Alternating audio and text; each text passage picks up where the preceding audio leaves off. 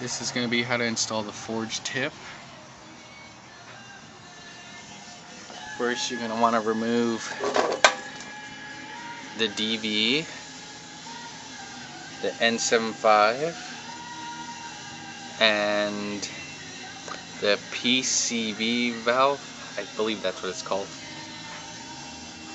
Or pressure regulator, I can't remember. But it's for emissions. And this one is 2.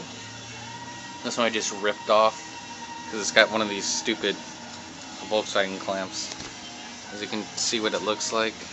The silencer, you can't even, I wouldn't think it's worth it to take that thing off. And there's one more screw right here, just one little screw. Grab your wrench, remove that. Okay. Now we're going to go underneath the car. But before I do that, I stuck a broom handle. I just kind of wiggled it my way in there. Alright, now let's go under the car. Alright, there's your turbo. As you can see, mine is leaking a little bit. Anyways, that's where the hose goes into. You have to fight with this black coolant hose. And then this silver thing. There's your wastegate. Well, wastegate looks pretty good. Of course, this thing is the most thing to fail on Volkswagens. This little hose that goes into here.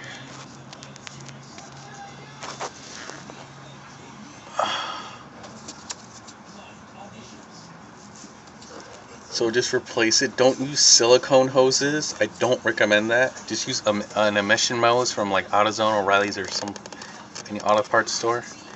Go ahead and plug that in. Pretty much. I don't have the ring clamp on it, so I'm not going to.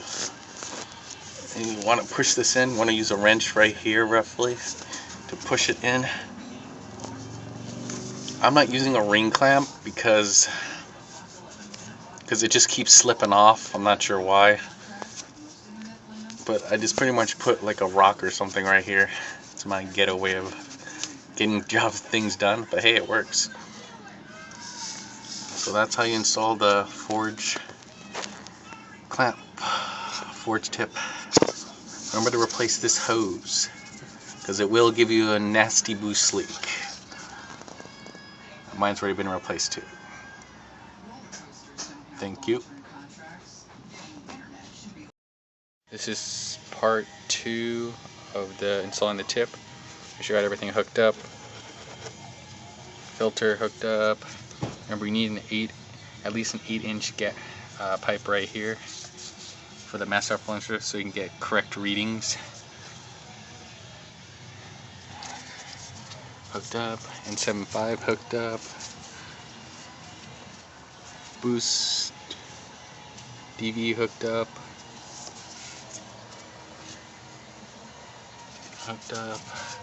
Intercooler to DV hooked up. Pressure crankcase hooked up. Perfect. N75 to intercooler pipe hooked up. Clamps on.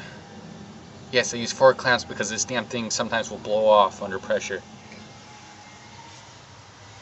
Same thing I did. Let's go underneath the car now. I'm going to use 4 clamps in my intercooler. This is the worst part. This is the part that blows off for boost leaks. Horrible. Alright, underneath the car. Tip is hooked up.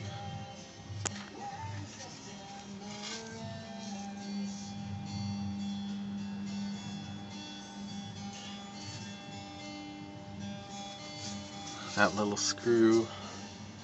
This is the main cause of boost leaks too. It's hooked up. Come on, focus.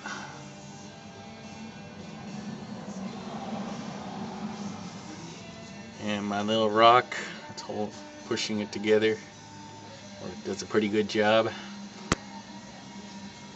No problems. Remember, its job is to suck in there, not push out air of the tip.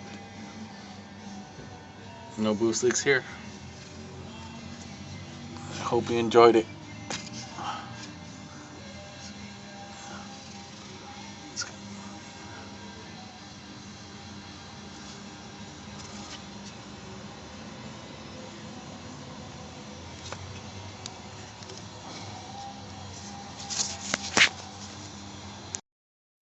I just want to add one thing.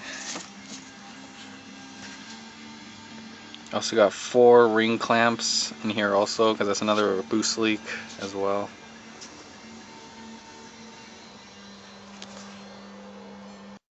I'll add one more thing. Don't use this type of air filter unless if you have a big turbo, because you gotta have this little 8-inch pipe right here between the filter and the MAF, master airflow sensor.